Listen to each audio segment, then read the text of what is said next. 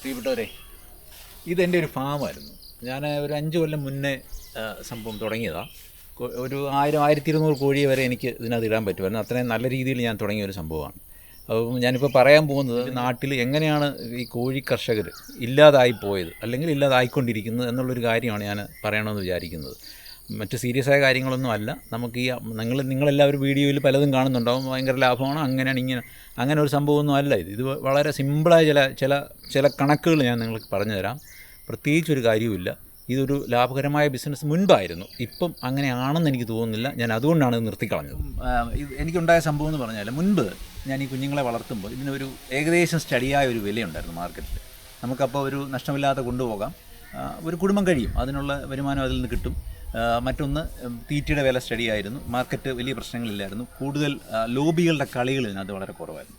അങ്ങനെ ആയിരുന്നപ്പോഴാണ് ഞാനിത് ലാഭമായിട്ട് നടത്തിക്കൊണ്ടിരുന്നത്. ഏകദേശം ഒരു 2 വർഷമൊക്കെ മുന്നെയാണ് നമുക്ക് ശരിക്കും പ്രശ്നങ്ങൾ നേരിടാൻ തുടങ്ങി. അതായത് പിന്നെ ഇന്ന് ഞാനിപ്പോൾ 100 രൂപയ്ക്ക് വിൽക്കാൻ റീറ്റെയിൽ മാർക്കറ്റിൽ ചെന്നാൽ എൻ്റെ കയ്യിൽ നിന്ന് കടക്കാർ വാങ്ങുന്ന വില 100 രൂപയാണെങ്കിൽ നാളെ അത് 60 രൂപയായി പോകും. അതിനടുത്ത ദിവസം ഒരു ദിവസം കൊണ്ടാണ് മാറുന്നത്. അടുത്ത ദിവസം 60 പിന്നെ അത് 50 വരെ പോകും. ചിലപ്പം അടുത്ത ദിവസം ചിലപ്പോൾ 120 ആവും. നമുക്കപ്പോൾ ഒരിക്കലും ഈ മാർക്കറ്റ് സ്റ്റഡി അല്ലാത്തൊരവസ്ഥയിലേക്ക് പോയി. അപ്പം അതുകൊണ്ടാണ് ശരിക്കും ഇത് നിർത്താനുണ്ടായ ഒരു കാര്യം. എങ്കിലും ഞാൻ മറ്റൊരു കാര്യം കൂടെ പറയാം. ഈ സാധനം നഷ്ടമാണ് എന്ന് ഞാൻ ഈ പറയുന്നതിൻ്റെ മെയിനായ ഒരു കാര്യം കൂടെ ഞാൻ നിങ്ങളോട് പറയാം. അപ്പം ബ്രോയിലർ കോഴികൾ എന്ന് പറഞ്ഞാൽ നമുക്ക് ഡേ ഓൾഡ് കുഞ്ഞുങ്ങളെയാണ് കിട്ടുന്നത്. അതിന് കേരളത്തിൽ ഒരുപാട് സപ്ലയേഴ്സ് ഉണ്ട്. തൃശ്ശൂരുണ്ട്, അങ്കമാലിയിലുണ്ട്, അതുകൂടാതെ കൊല്ലത്തുണ്ട്. പിന്നെ ഇങ്ങനെ പല സ്ഥലങ്ങളിൽ നിന്ന് നമുക്കവർ സപ്ലൈ ചെയ്യും. ഞാൻ തുടങ്ങുന്ന കാലത്ത് ഒരു കുഞ്ഞിൻ്റെ വില എന്ന് പറഞ്ഞാൽ ചിലപ്പോൾ എനിക്കൊരു 15 രൂപ 20 രൂപ ആ റേഞ്ചിലാണ് കിട്ടിക്കൊണ്ടിരുന്നത്. കുഞ്ഞിൻ്റെ വില 15-20. പിന്നീട് അത് കൂടി ഏതാണ്ട് ഒരു 40 രൂപ വരെയൊക്കെ ചെന്നിട്ടുണ്ട്. ആ ഒരു റേഞ്ചിൽ അതിൻ്റെ വില അങ്ങ് കൂടും. വില കൂടിക്കഴിഞ്ഞാലും നമ്മൾ ഇതിനെ വളർത്തുന്ന വേറൊരു രീതിയാണ്. ഡേ ഓൾഡിൽ ഈ സാധനം ഇവിടെ വന്നു കഴിഞ്ഞാൽ ഇതിനെ 40 തൊട്ട് 45 ദിവസം വരെ നമ്മളിതിനെ വളർത്തണം. വളർത്തുക എന്ന് പറഞ്ഞാൽ നമുക്ക് ഒരു കോഴിക്ക് ഏകദേശം തീറ്റി മാത്രം ഒരു 3 കിലോ മുതൽ 3.5 കിലോ വരെ തീറ്റയുടെ ആവശ്യമുണ്ട്. ഒരു കോഴി 40 തൊട്ട് 45 ദിവസം വളരാൻ.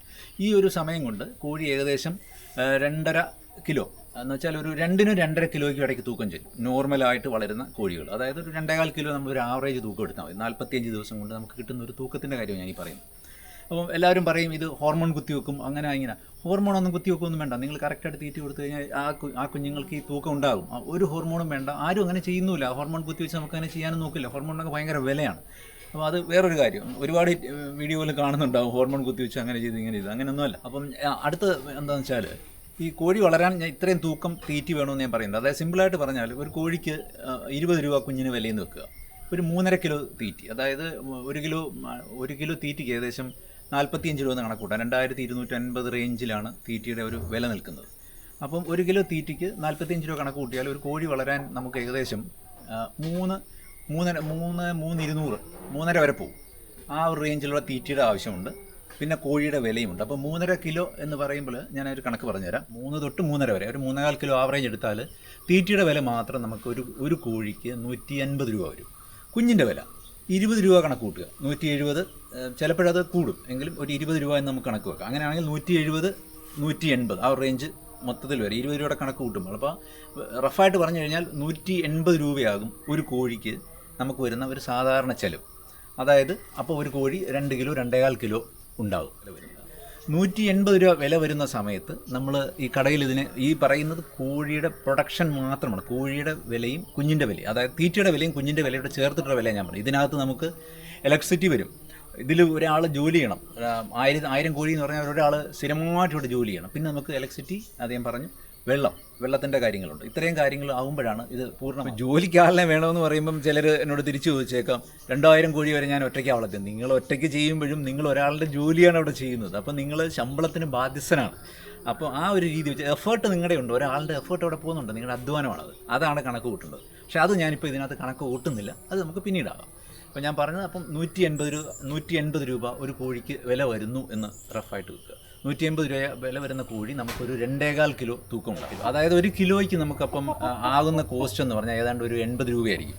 80 രൂപയാണ്, അതെ, 8-16, അതെ, 80 രൂപ ഒരു കിലോയുടെ കോസ്റ്റ് നമുക്ക് വരുന്നുണ്ട്. കോസ്റ്റ് എന്ന് പറഞ്ഞാൽ വെറും കോസ്റ്റ്, അല്ലാതെ അതിനകത്ത് മറ്റൊന്നും നമ്മൾ ആഡ് ചെയ്തിട്ടില്ല. ഇപ്പോൾ ഈ 80 രൂപ വില വരുമ്പോൾ നമുക്ക് അതിൻ്റെ പുറത്തൊരു 10 രൂപ കിട്ടിയാൽ ഈ കാര്യങ്ങൾ ലെവലാകുള്ളൂ. പക്ഷേ ഒരു 15 രൂപ കിട്ടിയാൽ നമുക്കൊരു ചെറിയ ലാഭം കൂടെ കിട്ടും. അപ്പോൾ നമ്മൾ മാർക്കറ്റിൽ ചെല്ലുമ്പോൾ നമുക്ക് റീറ്റെയിലായിട്ട് ഒരു കടയിൽ നമ്മുടെ കയ്യിൽ നിന്ന് ഈ സാധനം ഹോൾസെയിലായിട്ട് നമ്മുടെ കയ്യിൽ നിന്ന് വാങ്ങുമ്പോൾ 95 രൂപയെങ്കിലും നമുക്ക് 1 കിലോയ്ക്ക് കിട്ടണം. ഒരു കർഷകനെ സംബന്ധിച്ച് 95 രൂപ കിട്ടിയെങ്കിൽ, ഒരു കിലോയ്ക്ക് 95 രൂപ കിട്ടിയെങ്കിൽ ഇത് ഒരു ലാഭമായിട്ട് നമുക്ക് കൊണ്ടു നടക്കാൻ പറ്റുള്ളൂ. ഇതായിരുന്നു ഞാൻ ആദ്യം നേരിട്ട ഒരു ചാലഞ്ച് എന്ന് പറയാം. അപ്പം ഒരിക്കൽ പോലും ഈ സംഭവം സ്റ്റഡിയല്ല. ഞാൻ ആദ്യത്തെ ഒരു 2 കൊല്ലം എനിക്ക് ഓക്കെ ആയിരുന്നു. അപ്പം നമ്മളത് കണക്ക് കൂട്ടുന്നത് 2 കൊല്ലം എന്ന് പറഞ്ഞാൽ ചില മാസങ്ങളിൽ കൂടി നിൽക്കും. ചിലപ്പം 95 എന്നുള്ളത് നമുക്ക് ചിലപ്പോൾ 100, 105 വരെയൊക്കെ കിട്ടും. ചിലപ്പോൾ അത് 70 പോകും. പക്ഷേ എങ്കിലും ആ ഒരു വ്യത്യാസം പെട്ടെന്ന് വരും. അപ്പം നമുക്ക് ഒരു വലിയ വ്യത്യാസമില്ലാതെ, ഈ വലിയ പ്രശ്നമില്ലാതെ ഈ സാധനം കൊണ്ടു നടക്കാറുണ്ട്. പിന്നെ വേറൊരു കാര്യമുണ്ട്, അതിനകത്ത് ഏറ്റവും വലിയ പ്രശ്നം 40 തൊട്ട് 45 ദിവസം വരെയാണ് ഇതിനെ വളർത്തേണ്ടത്. അപ്പം നമ്മൾ ഇന്ന് വിൽക്കാൻ കൊണ്ടുവന്നു ഈ സാധനം, നമ്മൾ വിചാരിക്കും ഓക്കെ ഇന്ന് വില കുറവാണ്, 60 രൂപയുള്ള ഹോൾസെയിൽ വില, ഓക്കെ നമുക്ക് വെച്ചിരിക്കാം. അങ്ങനെ പറഞ്ഞാൽ ഇത് ലാഭമായിട്ട് ഇരിക്കില്ല. കാരണം ഈ കുഞ്ഞിന് തീറ്റി കൊടുക്കണം. തീറ്റി കൊടുക്കുന്നത് എപ്പോഴും അതിൻ്റെ കോസ്റ്റിൽ കൂടിക്കൊണ്ടേയിരിക്കും. അതാണ് അതിനകത്ത് ഏറ്റവും വലിയൊരു പ്രശ്നം. അപ്പോൾ നമുക്ക് അങ്ങനെയും കൂടെ വന്നപ്പോഴാണ് നമുക്ക് ശരിക്കും ഇത് പിടിച്ചു നിൽക്കാൻ ഒക്കില്ല എന്നൊരവസ്ഥ വന്നത്. കാരണം നമ്മൾ ഒരു വർഷം നടത്തുകയാണെങ്കിൽ ഒരു വർഷം നമുക്കൊരു 6 ബാച്ച്, ചിലപ്പോൾ 7 ബാച്ചും പോകും. 6 ബാച്ചാണ് നമുക്ക് മിനിമം ശരിയായിട്ട് ഇടാൻ പറ്റുന്നത്. ഒരു വർഷത്തിൽ 12 മാസം കൊണ്ട് നമുക്കൊരു 6 ബാച്ച് കോഴിയുടെ വളർത്താൻ പറ്റും. ഈ 6 ബാച്ചിനെ നമ്മൾ വളർത്തുമ്പോൾ നമ്മൾ വിൽക്കാൻ ചെല്ലുമ്പോൾ മാർക്കറ്റിൽ എന്ത് വിലയാണെന്ന് നമുക്കറിയത്തില്ല. അപ്പോൾ ചെല്ലുമ്പോൾ ഉള്ള വില എത്രയാണോ അതാണ് നമുക്ക് കിട്ടുന്നത്. നമ്മൾ ചെല്ലുന്ന സമയത്ത് ഈ വില കറക്റ്റായിരിക്കണം. കറക്റ്റ് അല്ലെങ്കിൽ നമുക്ക് നഷ്ടം ഉണ്ടാകും സ്വാഭാവികമായിട്ടും. അപ്പം ചില ആളുകൾ പറയും നമുക്ക് ഒരു വർഷത്തെ ആവറേജ് എടുത്തിട്ടാണ് നമ്മളത് ലാഭമോ നഷ്ടമോ തീരുമാനിക്കേണ്ടത്. ഓക്കെ, നിങ്ങൾ 6 പ്രാവശ്യം ഒരു വർഷം വിൽക്കാൻ ചെല്ലുമ്പോൾ ഈ 5 പ്രാവശ്യവും നിങ്ങൾക്ക് നഷ്ടമാണ് സംഭവിക്കുന്നത്. ഒരു പ്രാവശ്യം ചിലപ്പോൾ വില കൂടിയിരിക്കത്തുള്ളൂ. ഇങ്ങനെ ഒരു അവസ്ഥ വരുമ്പം നമുക്കിത് ലാഭമായിട്ട് കൊണ്ടുപോകാനൊക്കത്തില്ല. അത് അങ്ങനെ ഒരു കാര്യമുണ്ട്. അതാണ് ഇതിനകത്ത് ഏറ്റവും വലിയ പ്രശ്നം. അതായത് മാർക്കറ്റ് ഒരിക്കലും സ്റ്റഡിയല്ല. ഈ സ്റ്റഡി അല്ലാതെ നിൽക്കുന്നത് എന്തുകൊണ്ടാണെന്ന് എനിക്ക് ഇതുവരെയും പിടികിട്ടുന്നില്ല. കാരണം ഈ തമിഴ്നാട് മാർക്കറ്റിനാണ് ഇവിടെ ആശ്രയിക്കുന്നത്. അപ്പം ഞാനത് മനസ്സിലാക്കിയത്, ഈ തമിഴ്നാട്ടിൽ നിന്നുള്ളതോ അല്ലെങ്കിൽ കേരളത്തിൽ നിന്നുള്ള വലിയ ലോബികളോ അവർ കളിക്കും ഇതിനകത്ത്. കളിക്കുക എന്ന് പറഞ്ഞാൽ ഒരിക്കലും മാർക്കറ്റിൻ്റെ വില സ്റ്റഡിയായിട്ട് അവർ നിർത്തത്തില്ല. സ്റ്റഡിയായിട്ട് നിർത്തിയാൽ ഇവിടെ കർഷകർ ഒരുപാട് പേര് ഇതിനെ വളർത്തും. ഈ മാർക്കറ്റ് ഭംഗിയായിട്ട് പോകും. കുറേയധികം കുടുംബങ്ങൾ ഇതിനകത്ത് ജീവിക്കും. ആ ഒരു സംഭവം ഇല്ലാതെ അവർക്ക് തന്നെ ഈ സംഭവം ചെയ്യണം. അതിന് വേണ്ടിയിട്ടാണ് ഈ മാർക്കറ്റിലെ വില എപ്പോഴും ഈ ഫ്ലക്ച്വേഷൻ ഉണ്ടായിക്കൊണ്ടേയിരിക്കുന്നത്. അങ്ങനെയാണ് ഈ ബിസിനസ് നമുക്കൊരു സാധാരണക്കാരനെ ചെയ്യാനൊക്കാത്ത ഒരു അവസ്ഥയിലേക്ക് പോയത്. ഇനി മറ്റൊരു കാര്യം ഇതിനകത്ത് പറയാനുള്ളത്, നമ്മളിപ്പം സാധനം ഓക്കെ 90 രൂപ 95 രൂപ എനിക്ക് കിട്ടി, ഞാൻ ഈ കടയിൽ കൊണ്ട് കൊടുത്തു നോക്കുക. ഓക്കെ, കടയിൽ ചിലപ്പോൾ അവർ വന്നെടുക്കും, അല്ലെങ്കിൽ ഞാൻ കൊണ്ട് കൊടുക്കും. രണ്ടും സംഭവിക്കാറുണ്ട്. ഇനി മാർക്കറ്റിൽ ഞാൻ കൊടുക്കുന്ന ഒരു കടയോ 2 കടയോ തനിയല്ല ഉള്ളത്. മാർക്കറ്റ് ഇപ്പോൾ എൻ്റെ സ്ഥലം അടൂരാണ്. അടൂർ എത്ര കടകളുണ്ടെന്ന് ചോദിച്ചാൽ ഏകദേശം ഒരുപാടുണ്ട്. അതിൽ ടൗണിനകത്തുള്ള കടയിൽ ഒരിടത്ത് ചെന്ന് കഴിഞ്ഞാൽ എല്ലാ മാർക്കറ്റിലും 120, 130 വയ്ക്കുമ്പം ഒരു കടയിൽ ചെന്ന് കഴിഞ്ഞാൽ അവിടെ ചിലപ്പോൾ 90 രൂപയെ കാണുള്ളൂ. ഇവരിത് എങ്ങനെയാണ് വിൽക്കുന്നതെന്ന് എനിക്കറിയത്തില്ല. അപ്പോൾ ഇങ്ങനെ വരുന്നുണ്ടെങ്കിൽ നമ്മൾ കൊടുക്കുന്ന സാധനം വിറ്റ് പോകുന്നില്ല. വില കുറവുള്ളിടത്തേക്ക് ആളുകൾ പോകും. അപ്പം ഈ നമ്മുടെ കയ്യിൽ നിന്ന് മെയിനായിട്ട് മേടിക്കുന്ന ഒരാളിന് സാധനം വിറ്റ് പോകത്തില്ല. അപ്പോൾ നമ്മുടെ കയ്യിൽ നിന്ന് അടുത്ത ദിവസം സാധനം എടുക്കണമെന്നില്ല. അയാളുടെ കുഴപ്പമല്ല, അതങ്ങനെയാണ്. മറ്റൊന്ന്, ഇയാൾ എങ്ങനെയാണ് ഈ 90 രൂപയ്ക്ക് ഹോൾസെയിൽ മാർക്കറ്റിൽ കിട്ടുന്ന ഇത്ര വില വരുന്ന ഒരു സാധനം വിൽക്കുന്നതെന്നുള്ളത് എനിക്ക് ഒരു തരത്തിലും മനസ്സിലാവാത്തൊരു കാര്യമാണ്. അതായത് തീറ്റി വില 2200 രൂപ ഒരു ചാക്കിന്. ഇപ്പോഴും അത് തന്നെ കുറച്ച് സ്റ്റഡിയാണെന്ന് തോന്നുന്നു. കുഞ്ഞിൻ്റെ വില ഇത്ര. കുഞ്ഞിൻ്റെ വില ചില സമയങ്ങളിൽ 40 രൂപ വരെ കയറിപ്പോകും. അത് നമ്മുടെ കയ്യിലേ അല്ല. അതും ഇതിനകത്ത് വലിയൊരു ഘടകമാണ്. എന്ന് വെച്ചാൽ ഈ കുഞ്ഞിൻ്റെ വില എന്തുകൊണ്ടാണ് കയറിപ്പോകുന്നതെന്നുള്ളതിന് നമുക്കൊരു ഐഡിയയും ഇല്ല. അത് അവർക്ക് മാത്രമേ അറിയാവൂ എന്തുകൊണ്ടാണ് ഈ കുഞ്ഞിൻ്റെ വില ഇങ്ങനെ കയറുന്നത്. അപ്പോൾ അവരോരോ ന്യായങ്ങൾ പറയും. അതൊന്നും ഒരു ന്യായമല്ല. കാരണം കുഞ്ഞിൻ്റെ വില കയറണമെങ്കിൽ നിങ്ങളുടെ റോ മെറ്റീരിയൽ അതിൻ്റെ വില കൂടണം. അതായത് മുട്ട, അത് പിന്നെ ഇതിൻ്റെ പേരൻറ്റ് ബ്രീഡ് എന്ന് പറഞ്ഞാൽ അത് സ്പെഷ്യലായിട്ട് വളർത്തുന്നതാണ്. അതിന് സ്പെഷ്യൽ തീറ്റിയുമാണ്. അതിന് വില കൂടുതലുണ്ട്. അപ്പം അതെപ്പോഴും മാർക്കറ്റ് വിലയൊന്നും കൂടുന്നില്ല. ഇവിടെ ചില വലിയ കമ്പനികളാണ് ഇതെല്ലാം ചെയ്യുന്നത്. പക്ഷേ അറിയാതെ ഒരു ദിവസം പെട്ടെന്ന് ഇതും കൂടും. കാരണം മാർക്കറ്റ് ഡിമാൻഡ് വരുമ്പോൾ കൂടാം. ഓക്കെ, സാധനം കിട്ടാതെ വരും. പ്രൊഡക്ഷൻ ഇല്ലാതെ വരുമ്പോഴാണ് ന്യായമായും അത് കൂടേണ്ടത്. പ്രൊഡക്ഷൻ എല്ലായിടത്തും നടക്കുന്നുണ്ട്. അല്ലെങ്കിൽ മഴയോ മറ്റു കാലാവസ്ഥയുടെ പ്രശ്നങ്ങൾ കൊണ്ടോ പ്രൊഡക്ഷൻ കുറയാം. അന്നേരം കൂടുന്നത് മനസ്സിലാവും. ഇതങ്ങനെയല്ല. ലോബികൾ കളിക്കുന്നത് തന്നെയാണ് എൻ്റെ വിചാരം. ചിലപ്പം ഈ 15 രൂപയ്ക്ക് തരുന്ന സാധനം ചിലപ്പോൾ ഒരു മാസം കഴിയുന്നതിന് മുമ്പ് 40 രൂപയായിപ്പോവും കുഞ്ഞിൻ്റെ വില. അതെന്തുകൊണ്ടാണെന്ന് നമുക്കറിയാം. ഓക്കെ, അത് ഒരു കാര്യം. പിന്നെ ഞാൻ പറഞ്ഞ കടകളുടെ മറ്റൊരു കാര്യം, അതായത് അവർ തമ്മിലുള്ള ഒരു മത്സരം. അന്നേരവും നമ്മൾ പെട്ടുപോകും. അതായത് സാധാരണ കർഷകൻ ഇതിനകത്ത് ബുദ്ധിമുട്ടി പോകും. സാധനം കൊടുത്തിട്ട് സാധനം വിറ്റ് പോകാതിരിക്കുക, ഇങ്ങനെ ഒരു അവസ്ഥ വരും. അപ്പം ഇനിയും ആളുകളപ്പം പല കാര്യങ്ങളും പറയും, അങ്ങനെയല്ല ഇങ്ങനെയല്ല. ഞാൻ മുമ്പ് പറഞ്ഞതുപോലെ ഒരു വർഷത്തെ ആവറേജ് എടുക്കണം. നിങ്ങൾ വിൽക്കാൻ ചെല്ലുന്ന സമയത്ത് 5 പ്രാവശ്യം ഈ വില ഇത് തന്നെയാണെങ്കിൽ നിങ്ങൾ ആവറേജ് എടുത്തിട്ട് കാര്യമൊന്നുമില്ല, നിങ്ങൾ നഷ്ടപ്പെട്ടു പോകും. അതിനകത്തുള്ള ഒരു കാര്യമാണ്. അതിൻ്റെ കണക്കിൻ്റെ കാര്യം അങ്ങനെ തന്നെയാണ്. ഞാനിത് പറയുമ്പം ചിലരെങ്കിലും വിചാരിക്കും ഇയാൾക്ക് ബിസിനസ് ചെയ്യാൻ അറിഞ്ഞുകൂടാത്തതുണ്ടോ, ഞങ്ങളൊക്കെ ചെയ്യുന്നുണ്ടല്ലോ എന്ന്. സത്യത്തിൽ എനിക്ക് അങ്ങനെ തോന്നുന്നില്ല. കാരണം ഞാനിത് കറക്റ്റായിട്ട് എഴുതി, അതായത് അതിൻ്റെ കാര്യങ്ങൾ ചെയ്താണിത് നോക്കിക്കൊണ്ടിരുന്നത്. അപ്പോഴാണ് എനിക്ക് അതിൻ്റെ സംശയം വന്നത്, എന്തുകൊണ്ട് നടക്കുന്നില്ല എന്നുള്ളത്.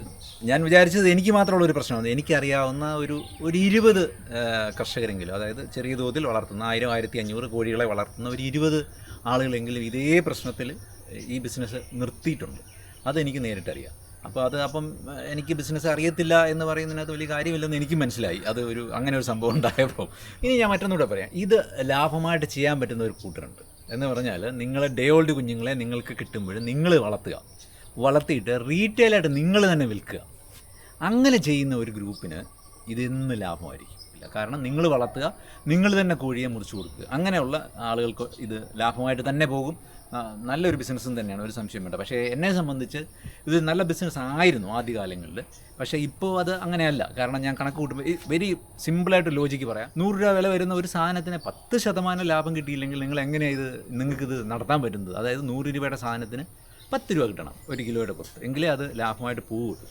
ഈ ഒരു പ്രശ്നം നമുക്ക് നേരിടാൻ പറ്റുന്നുണ്ടായിരുന്നില്ല. കാരണം ഈ മാർക്കറ്റ് ഫ്ലക്ച്വേഷൻ, ഇതിൻ്റെ വിലയുടെ കാര്യത്തിൽ, അതായത് ഇന്ന് 60 രൂപ, നാളെ 70 രൂപ, അതിനടുത്ത ദിവസം 100 രൂപ, പിന്നെ നോക്കുമ്പോൾ 140 രൂപ, ഇങ്ങനെയാണ് മാർക്കറ്റിലെ വില.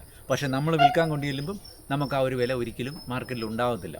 കാരണം നമ്മൾ വിൽക്കുന്നത് ചിലപ്പം 60 രൂപ മാർക്കറ്റിൽ കിടക്കുമ്പോഴായിരിക്കും നമ്മുടെ ബാച്ച് റെഡിയായി വരുന്നത്. നമുക്ക് 60 രൂപ ആയിപ്പോയി, നാളെ കൂടുമെന്ന് പറഞ്ഞ് നമുക്ക് വെച്ചുകൊണ്ടിരിക്കാനും ഒക്കില്ല. അപ്പം ഇനി മറ്റൊന്ന് പറയാനുള്ളത്, ഗവൺമെൻറ് ഇതിനകത്ത് കാര്യമായിട്ട് ഇടപെട്ട് കഴിഞ്ഞാൽ ഈ ഒരു ബിസിനസ്, ഈ ഒരു സംരംഭം സാധാരണക്കാരായ ആളുകൾക്ക് ജീവിക്കാൻ പറ്റിയൊരു സംഭവം തന്നെയാണ്.